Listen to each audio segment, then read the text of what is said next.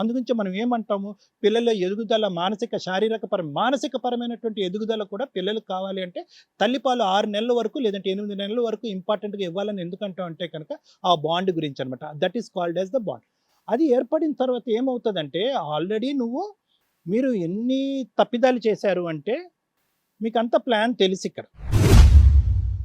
ఇక్కడ ఏంటంటే కనుక మీకు ఒక పెద్ద ఇక్కడ ఎందుకు దీన్ని డబ్బు విషయం కాకుండా చూడాలి అనేటటువంటిది గవర్నమెంట్ గాని, డాక్టర్స్ గాని, లీగల్ అథారిటీస్ గాని దీన్ని వ్యాపారం కింద చూడొద్దు అని అంటారు మేడం. చూడటానికి ఇది వ్యాపారంలో కనిపించిన వ్యాపారం కింద చూడొద్దు అని అంటాం. ఎందుకంటే కనుక ఎప్పుడైతే కనుక డబ్బు ప్రయారిటీ అనిపిస్తదో, నేను ఒక దాతని, నేను ఒక డోనర్‌ని అని అనుకోవాలి. మీకు డబ్బులు ముట్టినా కూడా అది మీరు యోగక్షేమాల గురించి మిమ్మల్ని ఇన్‌ష్యూర్ చేసుకోవటం గురించి, మీ సేఫ్టీ గురించే మీరు డబ్బులు తీసుకుంటారు గానీ అది వ్యాపారం కాదు.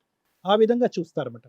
ఎప్పుడైతే కనుక ఇక్కడ డబ్బులు అవసరం అని పడిందో, మీరు ఆల్రెడీ ఫైనాన్షియల్ నీడ్‌లో ఉన్నారు. డబ్బులు కావాలి, అర్జెంట్‌గా డబ్బులు కావాలి. ఏంటి అనేటప్పటికి ఒక చండాలుడు ఎవడో వచ్చి ఒక తప్పు ఐడియా మీ బ్రెయిన్‌లో పెట్టేట్టుగా, అబ్బా! ఇంత ఈజీయా, దీనికి మించింది ఏంటి అని చెప్పి దాంతో ఏంటంటే మీరు అన్నీ మర్చిపోయారు. ఒక్కసారి ప్రెగ్నెంట్ అయ్యారు. ప్రెగ్నెంట్ వచ్చాక అక్కడ ప్రక్రియ ఒక పద్ధతి ప్రకారం వెళ్ళలేదు అనేది మీకు అర్థమైంది. ఇక్కడ డాక్టర్ లేడు. దీంట్లో ఎంతవరకు వ్యాలిడిటీ ఉంటుంది, ఆ కాగితాల్లో ఎంత వ్యాలిడిటీ ఉంటుంది, వాళ్ళు వెరిఫై చేసుకోలేదు, మీరు వెరిఫై చేసుకోలేడు. సంతకం పెట్టినటువంటి బ్రోకర్ గాడు జంప్ అయిపోయాడు డబ్బులు తీసుకుని. సో ఆటోమేటిక్గా ఏంటంటే ఒకప్పుడు అబ్బాయి పుడితే కనుక ఏ విధంగా ఆలోచించాలి అనేటటువంటి ఆలోచన ముందుగానే మీ బ్రెయిన్లో ప్లాంట్ అయిపోయింది. అదే ఇందాక మేడం ఏమన్నారంటే ఒకప్పుడు ఆడపిల్ల పుట్టుంటే కనుక డైరెక్ట్గా ఇచ్చేసి ఉంటుంది. ఇద్దరు ఆడపిల్లలు ఎందుకు, ఒక అమ్మాయి కావాలనుకున్నారు. సో అది ప్లాంట్ అయింది మీ బ్రెయిన్లో. ప్లాంట్ అయిన దగ్గర నుంచి ఎప్పుడైతే మీ చేతిలో డబ్బులు పడ్డాయో ఇంకా అక్కడి నుంచి ఏంటంటే ఏదో విధంగా ఒక వాదనకో ఒక టెన్షన్కో దింపేసి ఈ బిడ్డను మనం ఓన్ చేసుకుందాం అనేటటువంటి సైకలాజికల్ మెంటాలిటీలో నువ్వు ఆటోమేటిక్గా దిగిపోయావు. సో ఏంటంటే ఇచ్చేయాలి మొదటి రోజు నుంచి, కన్సీవ్ అయిన దగ్గర నుంచి మొదటి రోజు నుంచి చివరి వరకు నా బిడ్డ కాదు ఫైనల్గా నేను ఇచ్చేయాలి అనే సైకాలజీలో ఉంటే కనుక ఈరోజు నువ్వు మా దగ్గర కూర్చోవు, ఈ అమ్మాయిని ఇలా అల్లరి పెట్టావు. కానీ మొదటి రోజు నుంచి చివరి వరకు డబ్బులు చేతుల్లో పడినాయి కాబట్టి ఒకప్పుడు అబ్బాయి అయితే కనుక ఉంచేసుకుందాం, అబ్బాయి అయితే ఉంచేసుకుందాం అని చెప్పి మీ లోపల మీరిద్దరు మెంటల్గా ప్రిపేర్ అయిపోయారు. ఇది ముందు నుంచి జరిగినటువంటి మెంటల్ ప్రిపరేషనే. డెలివరీ అయిన తర్వాత అబ్బాయి కాబట్టి మీరు ఆటోమేటిక్గా కన్ఫర్మేషన్కి వచ్చేస్తారు. ఇది జరిగినటువంటి అంశం. సో కాబట్టి ఇక్కడ ఏంటంటేనమ్మా, స్టార్టింగ్లో మీరు క్రిమినల్స్ కాదు, మీరు చీటర్స్ కాదు అని అనకపోయినా కూడా ఎక్కడో అక్కడ పడినటువంటి ఒక ఆశ, కోరిక, ఆ అమ్మాయి బహుశా స్ట్రాంగ్గా ఉంటే దినేష్ ఇలా మాట్లాడు. కానీ ఆ అమ్మాయి ఏంటంటే, ఏమండి అబ్బాయి ఉంటే బాగుంది కదండి, నేను కని పెంచేటటువంటి అబ్బాయిలాగా ఉంటే కనుక ఎంత బాగుంటుందండి, పాలు ఇచ్చేస్తే కనుక వీళ్ళు కూడా పాలు ఇచ్చేయడానికి అలవెన్స్ ఇచ్చేసేటప్పటికి ఈ అమ్మాయి మాట్లాడటానికి మాటలు లేనటువంటి అమ్మాయి తెలియకుండానే ఒక బంధాన్ని, ప్రేమని పెంచేసుకుని ఈరోజు వీళ్ళు మెడ చుట్టూరుని ఉచ్చుతాడు బిగించింది. నేను చెప్పేది ఏంటంటేనన్నా, ఇక్కడ ప్రక్రియ లీగల్గా జరిగిందా, ఇల్లీగల్గా జరిగిందా, డాక్టర్ ఉన్నాడా లేదా అనేటటువంటి అంశాలు తాత్కాలికంగా పక్కన పెడదాం మనం.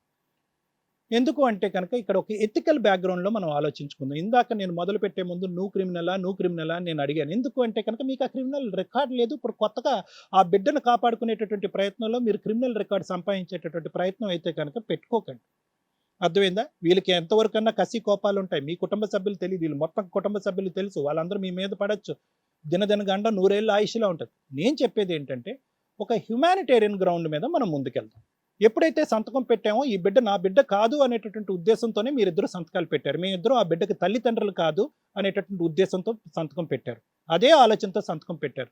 డబ్బులు చేతిలో పట్టిన తర్వాత బిడ్డ అబ్బాయి అయితే ఏంటి అనేటటువంటి ఆలోచనతో తర్వాత మీ మైండ్స్ మారినాయి కాబట్టి మీరు వెనక్కి తిరిగి ఆ పాత మైండ్ సెట్కి వెళ్ళిపోవాలి. మీరు ఆ పాత మైండ్ సెట్కి, ఎందుకంటే హ్యుమానిటేరియన్ మానవతా దృక్పథంతో ఒకరికి అగ్రిమెంట్ చేసి ఒకరిని నువ్వు తల్లి కాబోతున్నావు. ఎందుకంటే ఆల్రెడీ 6 సంవత్సరాల పాటు నానా తంటాలు పడి నానా హాస్పిటల్ తిరిగి ఇల్లు గొల్ల చేసుకుని డబ్బులు ఖర్చు పెట్టుకుని ఐవీఎఫ్లు, ఐయుఐలు అంటే ఎంత నరకం అంటే కనుక రోజుకి 10 ఇంజక్షన్లు ఇస్తూ ఉంటారు. అంత భయంకరమైనటువంటి వాతావరణంలో ఒక తల్లి వచ్చి ఈరోజు కూర్చుని 9 నెలల పాటు నా బిడ్డ నా ఇంటికి వస్తాడని కోరికగా ఆశ పడుతూ ఉంటే కనుక సడన్గా అస్సలు మీ బిడ్డ, మీ ఆడపిల్లే నీ పక్కన పుట్టినప్పుడు సడన్గా ఎవరో పరాయి స్త్రీ వచ్చి నీ బిడ్డను లాక్కుని పారిపోతే నీకు ఎలా అనిపిస్తుందో సేమ్ పొజిషన్ ఈరోజు ఈవిడికే పొజిషన్.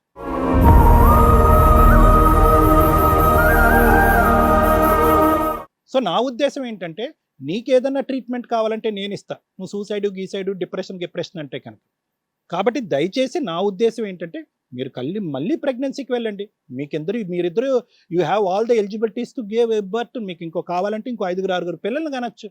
మీకేం సమస్య లేదు, వీళ్ళిద్దరికి సమస్యలు ఉన్నాయి. ఒక బెడ్ ఇంటికి వస్తుందని ఆశపడింది, డబ్బులు ఖర్చు పెట్టుకున్నారు, కళ్ళకి వెయిట్ చేశారు, 9 నెలల పాటు వెయిట్ చేశారు. సో మై థాట్ ఇస్, ఇక్కడ ఏదైనా కౌన్సిలింగ్ కానీ ఏదైనా ఒక ప్రక్రియ నడవాలంటే అది మీ ఇద్దరికి నడవాలి.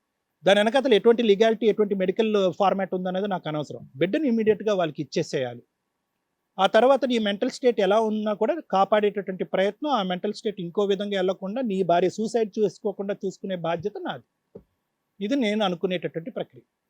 Thank you sir. మేడం, ఈ కేసులో మీరేమంటారు? మేడం, ఇది చాలా సెన్సిటివ్ టాపిక్. మన వ్యూయర్స్కి ఈ విషయం మీద చాలా అవగాహన ఉండాలి అనేది నేను అనుకుంటున్నా. ఇక్కడ నేను 3 టాపిక్స్ మాట్లాడతాను. ఒకటి అడాప్షన్ గురించి, 2 ఐవీఎఫ్లు కానీ ఐఎఫ్లు కానీ ఏవైతే చేయించుకుంటున్నారో వాటి గురించి, 3 సరోగసీ గురించి, 4 మదర్ మిల్క్ గురించి. ఈ 4 కూడా మేజర్ లీగల్ పాయింట్స్. ఒక 15 to 10 years బ్యాక్ చాలా సిన్సియర్ టాపిక్స్. మీరు ఏ న్యూస్ పేపర్ చూసినా కూడా ఈ టాపిక్స్ మీదే నడిచింది. ఈ రోజున ఇలా పిల్లలు పుట్టక, పిల్లలు లేక ఎవరైనా కానీ అడాప్షన్కి వెళదామంటే, అడాప్షన్ అనే చట్టమే లేకుండా, ఈ రోజున అడాప్షన్తో కేసు వేసుకోవడానికే లేకుండా ఎత్తేసిన సిచ్యుయేషన్లో లా అండ్ ఆర్డర్ ఉంది. ఎందుకు అంటే అంత క్రైమ్ జరిగింది ఈ పిల్లల పుట్టకపోవడం అనే టాపిక్స్ మీద. ఫస్ట్ నేను ఈ ఐవీఎఫ్లు వీటి గురించే మాట్లాడుతున్నా. ఈ రోజున మనం తినే ఫుడ్ కానీ, మనం ఉన్న వాతావరణంలో కానీ, పొల్యూషన్స్లో కానీ, ఈ సాఫ్ట్వేర్ వ్యవహారాల్లో కానీ ఇంపార్టెన్స్ ఎక్కువ కనిపిస్తుంది, ఫిజిలిటీ ఎక్కువ కనిపిస్తుంది. ఆ ఫీలింగ్స్ తగ్గిపోయినాయి జనాల్లో. నెక్స్ట్ పిల్లలు పుట్టడం అనే విధానం తగ్గిపోవడం వల్ల పెళ్ళిళ్ళు అయిన తర్వాత 3 to 4 years అలా కూర్చుంటున్నారు. తర్వాత ఇప్పుడు వచ్చిన టెక్నాలజీలకి, ఐవీఎఫ్లకి వీటికి వెళ్తున్నారు. ఈ పరిస్థితి ఏంటి అంటే నిజంగా శరీరాన్ని కుళ్ళబెట్టుకోవడమే ఒక బేబీ కోసం. అడాప్షన్కి వెళ్ళడానికి ఒకప్పుడు అవి ఎక్కువ ఉండేవి. దీనికంటే ముందు అడాప్షన్ సిస్టమ్ ఉండేది. అది ఈ రోజున కారా అనే గవర్నమెంట్ ఎన్జిఓ తప్ప ఇంకెక్కడి నుంచి మనం అడాప్షన్ తీసుకోవడానికి లేకపోవడం వల్ల చచ్చినట్లు వీళ్ళు ఈ ఐవీఎఫ్లకి వీటికి వెళ్ళి 3 times 4 times కూడా ట్రయల్స్ వేసుకొని ఫెయిల్ అయిన ఫ్యామిలీస్ చాలా ఉన్నాయి. లక్షలతో వ్యవహారం ఇది ఒక బేబీని కనాలి అంటే. సో ఈ సిచ్యుయేషన్ వచ్చినప్పుడు ఎలా ఉంటుందంటే, ఒక అమ్మాయి తన శరీరాన్ని నిజంగా కొల్లబొడుచుకుంటున్నట్టే. కానీ ఆ ఐవీఎఫ్ల ద్వారా పిల్లల్ని కన్నా తర్వాత కూడా తొక్కులో ఫ్యామిలీ డిస్ప్యూట్స్ ఇవి అవి పెట్టుకుంటారు, పోట్లాడుకుంటారు, ఆ బేబీలతో విడిగా వెళ్ళిపోవడం ఇవన్నీ ఉంటాయి. సో ఒక పాప పుట్టడం, ఒక బాబు పుట్టడం అనేది చాలా మేజర్ హెరాస్మెంటో లేకపోతే మేజర్ టాపిక్ అయిపోయిన సీన్ ఈ రోజున. అలాంటి ప్రాసెస్లో పిల్లల్ని కనేసి ఏడబడితే అక్కడ వదిలేసి, లేకపోతే ఇద్దరు పంచుకుంటున్న వ్యవహారాలు కూడా మనం బోలని చూస్తున్నాం. సో ఐవీఎఫ్లు ఇవి చేసుకుని ఏమన్నా ఒక అమ్మాయి వస్తే ఆ అమ్మాయిని, ఆ భార్యని, ఆ కూతుర్ని, ఆ కోడల్ని నిజంగా జాగ్రత్తగా చూసుకోవాల్సిన బాధ్యత ప్రతి ఒక్కళ్ళ మీద ఉంటుందండి. ఎందుకంటే మీకు ఒక వారసుడో వారసురాలనో ఇవ్వడం కోసమని అమ్మాయి తన శరీరాన్ని నిజంగా హాస్పిటల్కి అట్లా పంచుతున్నట్లే లెక్క. ఎన్ని ఇంజెక్షన్స్ ఉంటాయి, ఎన్ని ట్రీట్మెంట్లు ఉంటాయి.